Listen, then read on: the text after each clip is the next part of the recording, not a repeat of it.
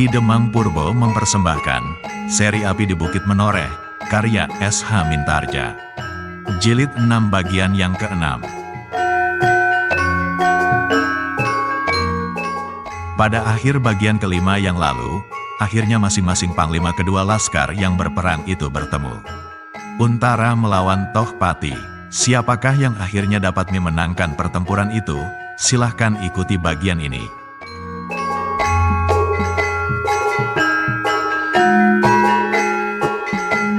Malam yang gelap itu menjadi semakin gelap. Perlahan-lahan bintang-bintang di langit merabat melewati garis edarnya. Angin malam yang dingin berhembus perlahan-lahan mengusap tubuh mereka yang sedang basah oleh keringat. Di pinggir selatan induk desa Sangkal Putung, Widura sedang berjuang dengan gigihnya.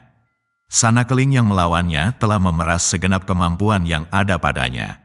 Ternyata apa yang pernah didengarnya tentang Widura adalah bukan sekedar cerita belaka. Kini ia berhadapan langsung dengan orang yang bernama Widura itu.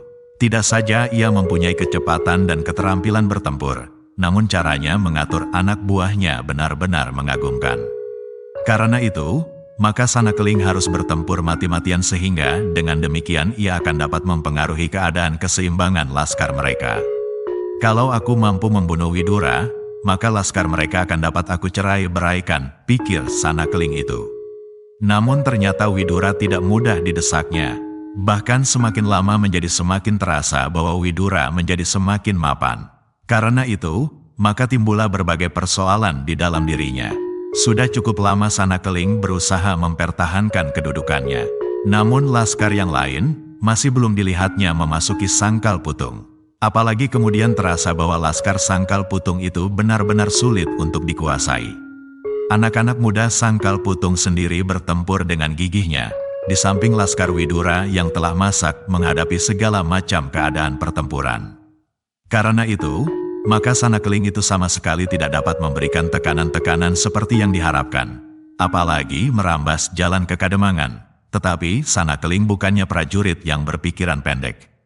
Ia bukan seorang yang lekas menjadi berputus asa. Ia masih tetap dalam pendiriannya. Kalau ia dapat membunuh Widura, maka pekerjaannya akan dapat dilakukan dengan baik. Dalam keadaan yang demikian itulah pertempuran itu menjadi semakin sengit. Laskar Widura dan laskar Sangkal Putung ternyata melebihi jumlah laskar lawan. Namun ternyata bahwa laskar Sanakeling memiliki pengalaman dan kelincahan lebih baik dari laskar Sangkal Putung sendiri. Untunglah bahwa laskar Widura mampu mengimbanginya, meskipun jumlahnya tidak dapat memadai. Di bagian lain, Agung Sedayu masih juga bertempur melawan alap-alap Jalatunda. Laskar Citragati di sayap itu pun ternyata mampu mengimbangi lawannya. Beberapa orang laskar Sangkal Putung yang tidak saja terdiri dari anak-anak muda, tetapi beberapa orang tua, namun justru bekas prajurit-prajurit di masa mudanya, ternyata memberinya banyak bantuan. Meskipun tenaga orang-orang tua itu sudah tidak sekuat anak-anak muda, namun pengalamannya benar-benar dapat memberi beberapa keuntungan. Mereka masih dapat membingungkan lawan-lawan dengan gerak-gerak yang aneh. Kadang-kadang mereka menghilang di dalam keriuhan pertempuran, namun dengan tiba-tiba mereka muncul kembali dengan sebuah serangan yang mengejutkan. Bahkan kadang-kadang mereka bertempur berpasangan dengan anak-anak muda sambil memberi beberapa petunjuk kepada mereka. Citragati yang melihat cara mereka bertempur, sempat juga tersenyum. Mereka adalah bekas prajurit Demak yang tangguh di masa muda mereka. Tetapi Agung Sedayu sendiri masih saja merasa kebingungan. Ia ragu-ragu untuk segera mengakhiri pertempuran. Kalau ia segera mengerahkan segenap kemampuannya, apakah alap-alap Jalatunda itu tidak menjadi beruntung karenanya? Apakah alap-alap Jalatunda sengaja membuatnya tidak sabar dan menunggu sampai ia menjadi lemah? Karena itu, maka akhirnya ia memutuskan untuk melayani saja lawannya. Dibiarkannya lawannya mengambil sikap lebih dahulu, baru kemudian ia akan menyelesaikannya. Biarlah, katanya dalam hati, akan aku layani alap-alap Jalatunda ini. Sehari, 2 hari atau seminggu sekalipun. Kalau ia masih mampu menggerakkan senjatanya, masa aku tidak dapat melawannya dengan senjataku? Dengan demikian, Agung Sedayu itu bertempur saja sekedar untuk melindungi dirinya dari sentuhan senjata lawannya. Tetapi di sayap yang lain, keadaan Sidanti agak lebih sulit. Laskar Plaza Ireng benar-benar memiliki kemampuan yang baik. Dengan dahsyatnya mereka berhasil menekan laskar yang dipimpin oleh Sidanti, sehingga pertempuran itu telah bergeser beberapa langkah surut. Sidanti terpaksa mengambil kebijaksanaan untuk menarik laskarnya mendekati induk pasukan. Diharapkannya bahwa induk pasukan akan dapat memberinya bantuan. Untara pun kemudian melihat kesulitan Sidanti. Beberapa kali ia mencoba untuk menilai induk pasukan itu. Namun keadaan induk pasukan itu sendiri tidak sedemikian baiknya. Ternyata Laskar Tohpati pun mampu mengimbangi Laskar Untara. Bahkan terasa bahwa anak-anak muda Sangkal Putung telah mulai susut tenaganya. Mereka belum biasa memeras tenaganya untuk waktu yang lama, apalagi dalam kesibukan yang membingungkan. Karena itu, maka Untara menjadi prihatin. Walaupun demikian, ia berusaha untuk memberi isyarat kepada Hudaya. Isyarat sandi yang sudah mereka bicarakan sebelumnya. Hudaya melihat gerak tangan kiri Untara. Karena itu, maka ia mengerutkan keningnya. Di dalam hati ia bergumam, biarlah Sidanti itu mampus. Kenapa Untara itu memerintahkan aku untuk membantunya?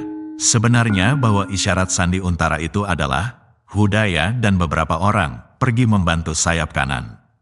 Bantuan itu memang hampir tak berarti. Tetapi sedikit banyak cukup berpengaruh sekedar untuk mengurangi kesibukan Sidanti. Sidanti melihat Hudaya dan beberapa orang memisahkan diri dari induk pasukannya dan pergi ke sayap yang dipimpinnya. Tetapi ia menjadi sangat kecewa. Bantuan itu sama sekali tidak berarti. Bahkan tersembunyi suatu prasangka di dalam hati Sidanti yang mudah menjadi panas itu. Untara sengaja membiarkanku dalam kesulitan. Setan telah menjadi sumpahku bahwa Untara itu harus disingkirkan. Dan ternyata bahwa bantuan Hudaya itu hampir tak berarti. Namun Hudaya sendiri telah berusaha sebaik-baiknya. Bahkan hampir seperti orang yang kehilangan kesadaran diri. Mengamuk sejadi-jadinya. Namun hal itu telah mendorong Sidanti untuk berbuat lebih banyak. Kemarahannya kepada Plaza Ireng dirangkapi oleh kemarahannya kepada Untara menjadikannya berjuang sekuat-kuat tenaganya. Tetapi betapapun juga, kehadiran Hudaya di dalam sayapnya telah mengurangi kesibukan pikirannya. Ia menjadi agak tenang untuk menghadapi Plaza Ireng tanpa banyak berpikir tentang laskarnya. Meskipun bantuan yang didapatnya tidak banyak memberi kekuatan pada laskarnya, namun ternyata banyak membantu ketenangannya. Ia kini mencoba memusatkan perhatiannya kepada lawannya, Plaza Ireng. Ia mencoba untuk sesaat melupakan orang-orang lain di dalam sayapnya yang dalam keadaan sulit itu. Dalam keadaan yang demikian itu, maka Sidanti benar-benar menjadi seorang anak muda yang pilih tanding.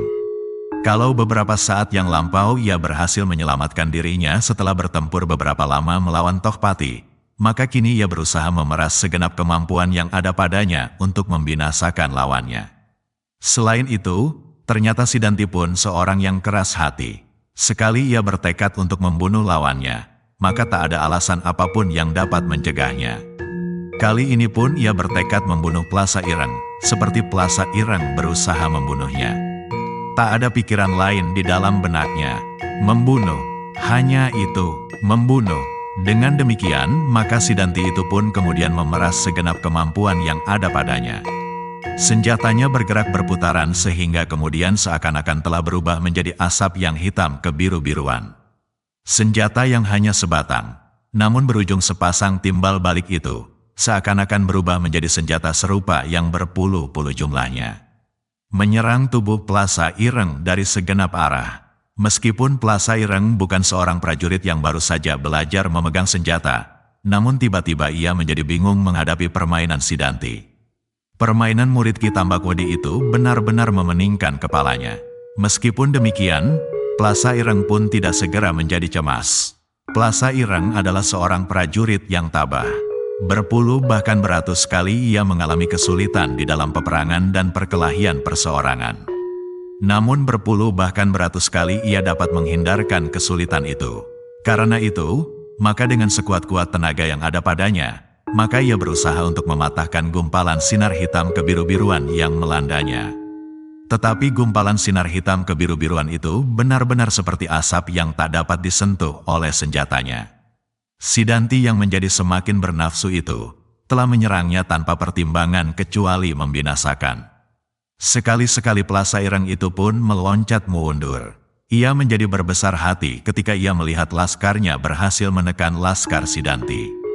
Tetapi ia tidak dapat menutup kenyataan bahwa desing senjata Sidanti itu seakan-akan sebuah siulan maut yang selalu mengejarnya. Karena itu, maka ia sama sekali tidak menjadi cemas. Kalau perlu ia dapat menarik 1-2 orang untuk mengganggu Sidanti.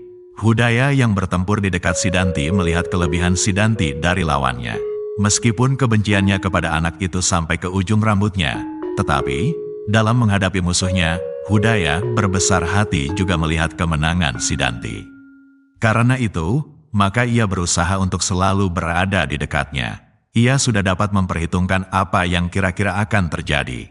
Sebagai seorang prajurit yang telah bertahun-tahun hidup di dalam arena pertempuran, maka ia dapat menduga bahwa apabila terpaksa Plasa Ireng pasti tidak akan segan-segan memanggil 1-2 orang untuk membantunya. Demikianlah pertempuran di sayap kanan itu menjadi semakin ribut. Laskar Sidanti menjadi semakin lama menjadi semakin sulit pula.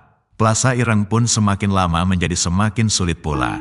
Sekali-sekali ia meloncat berkisar di sekitar garis pertempuran berlindung di belakang beberapa orang laskar yang sedang berjuang.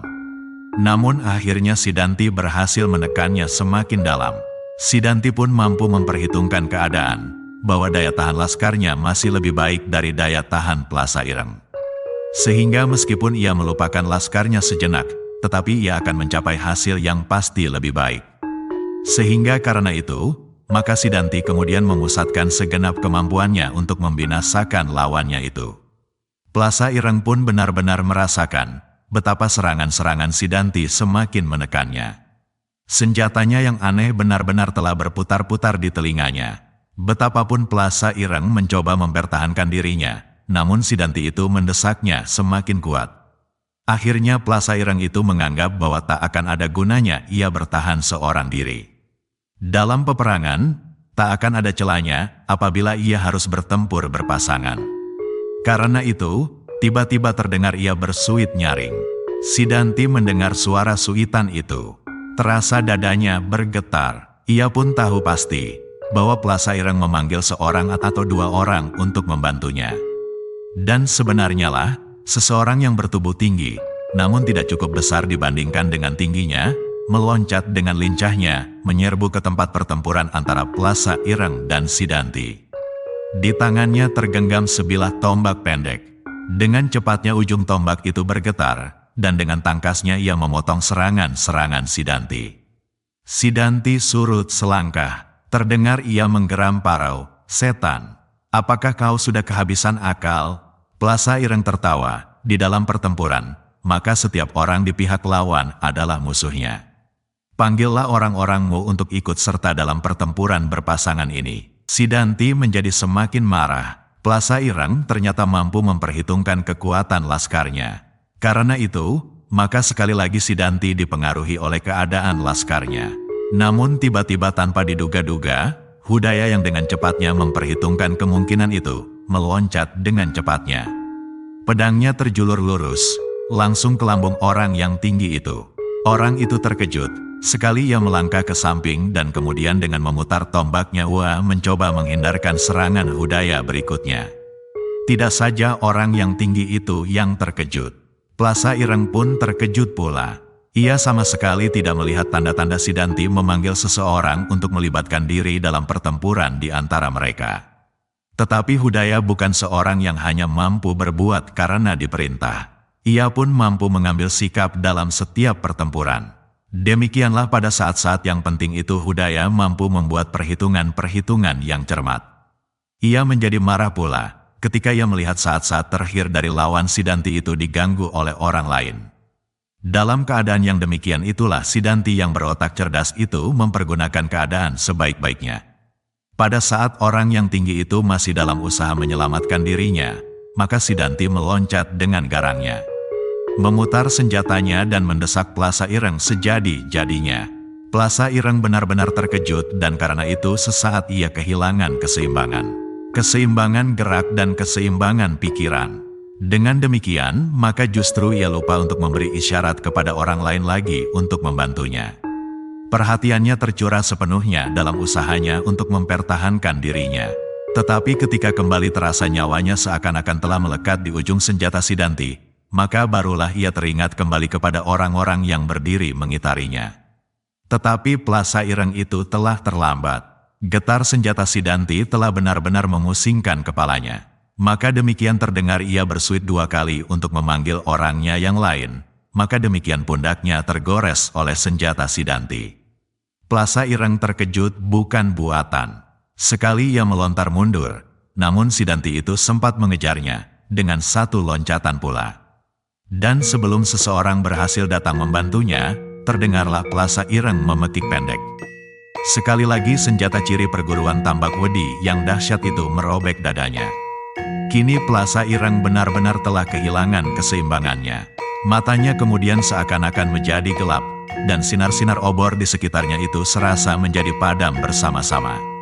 Yang terasa kemudian sekali lagi sebuah tusukan menghunjam dadanya, langsung menembus jantungnya. Plasa Ireng itu mengadu sekali. Kemudian ketika Sidanti menarik senjatanya yang berlumuran darah, Plasa Ireng itu terseret selangkah maju untuk kemudian jatuh terjerebab di bawah kaki anak muda itu. Ketika seseorang datang mendekatinya, orang itu terkejut. Yang dilihatnya adalah Sidanti berdiri tegak di atas tubuh Plasa Ireng. Karena itu betapa marahnya orang itu. Dengan serta-merta ia menyerang Sidanti tepat di dadanya. Tetapi serangan itu tidak banyak berarti buat Sidanti. Sekali Sidanti mengelak dan ketika senjata orang itu terjulur di samping tubuh Sidanti, maka tangan Sidanti bergerak dengan cepatnya. Sebuah goresan yang panjang telah melukai lambung orang itu. Ketika orang itu berteriak ngeri, maka sekali lagi Sidanti menusuk perutnya. Orang itu pun terbanting jatuh di samping tubuh Plasa Ireng. Tetapi agaknya kemarahan Sidanti masih belum tercurahkan seluruhnya. Ketika sekali lagi ia melihat tubuh Plasa Ireng, maka terungkatlah geram di hatinya. Karena itu dengan serta-merta ia menggerakkan senjatanya, menyobek punggung lawannya yang sudah tidak bernafas itu. Sekali, 2 kali dan dipuaskannya hatinya. Hudaya yang semula tersenyum melihat kemenangan Sidanti, tiba-tiba mengerutkan keningnya. Sambil melayani lawannya ia melihat betapa Sidanti berbuat melampaui batas. Hudaya sama sekali tidak menyangka bahwa di dalam hati Sidanti itu tersimpan kekerasan, kekejaman dan kekasaran. Di tubuh anak muda itu ternyata mengalir darah yang buram, sehingga dengan tangannya, anak muda itu sampai hati berbuat demikian atas lawannya yang sudah tidak dapat melawannya. Anak setan, geram Hudaya itu, alangkah kotornya tangan anak muda itu. Sidanti itu benar-benar seperti orang yang sedang kesurupan. Dengan mata yang merah liar dan gigi gemeretak, disobeknya tubuh lawannya yang terbaring diam. Adi Sidanti, desis Hudaya yang tidak tahan lagi melihat perbuatan Sidanti. Sudahlah. Jangan kau turuti hatimu yang gelap. Tutup mulutmu, Sidanti itu membentak. Dan Hudaya menutup mulutnya. Dalam keadaan itu, ia lebih baik tidak membuat persoalan, sebab kemungkinan menjadi salah paham sangat besar. Pada saat Sidanti sedang kehilangan segenap pertimbangannya. Karena itu, maka ia lebih baik memusatkan perhatiannya pada lawannya. Diputarnya senjatanya dan dengan dahsyatnya ia menyerang seperti taufan. Tetapi bukan saja Hudaya yang heran melihat perbuatan Sidanti. Hampir setiap orang, baik dari Laskar Pajang maupun dari Laskar Jipang, hatinya tergetar melihat perbuatan itu. Perbuatan yang melampaui batas-batas yang dibenarkan dalam tata pergaulan keprajuritan. Apalagi anak-anak muda Sangkal Putung. Mereka menjadi ngeri. Bagi mereka, lebih baik memalingkan wajah-wajah mereka dan memusatkan segenap perhatian mereka untuk menyelamatkan diri mereka dari kemungkinan yang sama dengan Plasa Ireng. Perbuatan Sidanti itu ternyata berpengaruh bagi lawannya. Mereka menjadi ngeri dan cemas. Selain kematian pemimpin mereka, maka apa yang mereka lihat itu benar-benar telah mengerutkan hati mereka. Setelah puas dengan perbuatannya, Sidanti tegak berdiri di atas mayat lawannya, 1 kakinya menginjak punggung, dan 1 kakinya di atas kepala. Dengan lantang ia berkata kepada Laskar Jipang yang masih bertempur dengan gigihnya, "Hei, Laskar Jipang yang keras kepala. Lihatlah, pemimpinmu telah terbunuh mati oleh tangan Sidanti. Ayo, siapa yang berani mengangkat diri menjadi senapati?" Inilah Sidanti, murid Tambak Wedi. Suara Sidanti itu menggelegar, menyusup di antara dentang senjata dan jerit kesakitan, menggema berputar-putar di dalam malam yang kelam, seakan-akan getar suara dari neraka, memanggil-manggil setiap nama yang ikut serta dalam pertempuran itu. Malam menjadi semakin dalam, bintang-bintang yang gemerlapan di langit bergeser setapak-setapak ke barat dalam hembusan angin malam yang dingin. Selembar-selembar awan yang putih mengalir ke utara seperti gumpalan-gumpalan kapuk raksasa yang sedang hanyut. Pertempuran di perbatasan Kademangan Sangkal Putung masih berlangsung dengan sengitnya. Di sayap kanan, Laskar Jipang seakan-akan telah kehilangan semangat untuk bertempur setelah mereka menyaksikan pemimpin mereka jatuh. Kekasaran Sidanti, meskipun menumbuhkan kengerian di dalam dada Laskar Jipang, namun di dalam dada itu juga menyala dendam yang tiada taranya. Dendam yang seakan-akan tidak akan kunjung padam. Betapa perbuatan Sidanti itu tergores di dinding jantung mereka. Sebelum nyawa mereka melayang, maka peristiwa itu tidak akan mereka lupakan. Beberapa orang yang tidak dapat menahan hatinya melihat pemimpinnya mendapat perlakuan yang sedemikian menyakitkan hati, segera menyerbu bersama-sama. Namun Sidanti benar-benar memiliki tenaga dan keterampilan yang luar biasa. Meskipun beberapa orang datang bersama-sama, namun anak muda itu masih saja mampu untuk mengalahkan mereka. Tetapi, ketika lawan Sidanti menjadi semakin banyak, maka Hudaya juga berasa bertanggung jawab pula atas kemenangan yang harus mereka perjuangkan. Betapapun hatinya menjadi pedih melihat perbuatan Sidanti, namun ia datang juga untuk membantunya. Kemenangan-kemenangan yang didapatnya itu telah mendorong Sidanti lebih jauh ke dalam ketamakan dan kesombongannya. Kematian Plasa Ireng merupakan racun yang tajam yang menusuk langsung ke otaknya. Dengan membunuh Plasa Ireng, maka Sidanti merasa bahwa ia wajar untuk menerima kehormatan yang jauh dari semestinya. Bahkan kematian Plasa Ireng itu telah menumbuhkan suatu impian yang mengerikan. Laskar Jipang yang kehilangan pemimpinnya itu pun kemudian menjadi semakin kacau. Seorang yang bertubuh tinggi kurus, yang bertempur melawan Hudaya mencoba untuk mengambil alih pimpinan. Dipanggilnya beberapa orang untuk menggantikan perlawanannya terhadap Hudaya, dan ia sendiri meloncat ke sana kemari, memekik tinggi memberikan aba-aba kepada sisa-sisa laskarnya. Namun usahanya itu tidak banyak memberikan perubahan apa-apa. Bahkan dengan demikian, maka ia memberi kesempatan kepada Hudaya untuk menghindari setap lawannya, dan membantu Sidanti yang harus bertempur melawan beberapa orang sekaligus. Serangan orang-orang lain yang berusaha untuk mencegahnya, terpaksa berhadapan dengan Laskar Pajang yang lain pula. Demikianlah maka Laskar Jipang di sayap itu menjadi semakin lemah. Kini orang yang tinggi kurus itulah yang mengambil alih kebijaksanaan, mendekati induk pasukannya. Di dalam induk pasukan itu Tohpati bertempur dengan dahsyatnya melawan Untara. Murid kepatihan Jipang yang mendapat julukan Macan Kepatihan itu menggeram tidak habis-habisnya. Untara ternyata mampu menandingi dalam segala hal. Keterampilannya, kecepatannya, bahkan kekuatannya. Karena itu, maka Tohpati itu semakin lama menjadi semakin marah. Namun Untara tetap tak dapat diatasinya. Sedang Untara pun terpaksa mengerahkan segenap kemampuan yang ada padanya. Tetapi bekal yang didapatnya dari ayahnya Kisadewa, ternyata cukup banyak untuk menghadapi murid Man tahun ini. Ketika mereka itu masih dicengkam oleh ketegangan, karena pertempuran yang dahsyat di antara mereka, datanglah seorang penghubung yang dengan hati-hati memberitahukan kekalahan yang terjadi di sayap kiri Laskar Jipang itu. Dengan tanda sandi, penghubung itu mengabarkan bahwa Plasa Ireng terbunuh di peperangan. Alangkah terkejutnya Tohpati itu. Sekali ia meloncat jauh ke belakang sambil berteriak nyaring, "Siapa di sayap Laskar Pajang itu?"